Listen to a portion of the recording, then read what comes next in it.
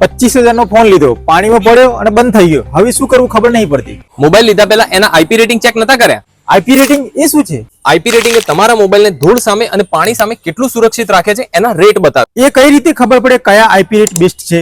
IP નું full form છે ઇનગ્રેસ protection. એના પછી પહેલો જે ડિજિટ છે એ ધૂળ સામેનું સુરક્ષિત બતાવે છે અને સેકન્ડ ડિજિટ વોટર સામે કેટલું સુરક્ષિત છે એનો અંક બતાવે છે. IP67 એ પૂરી રીતે ધૂળ પ્રૂફ છે અને 1 મીટર પાણીમાં 30 મિનિટ સુધી સુરક્ષિત રહી શકે.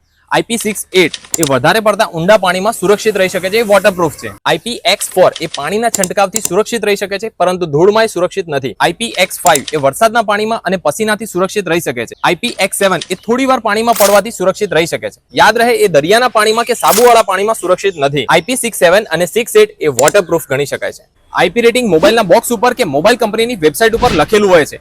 ફોન ખરીદે પહેલા આઈપી રેટિંગ ચેક કરવાનું ભૂલશો નહીં. આમને તો ભૂલ થઈ ગઈ છે, પરંતુ આ રીલને તમારા મિત્રો સાથે શેર કરજો એટલે એમને પણ આ ભૂલ ના થાય.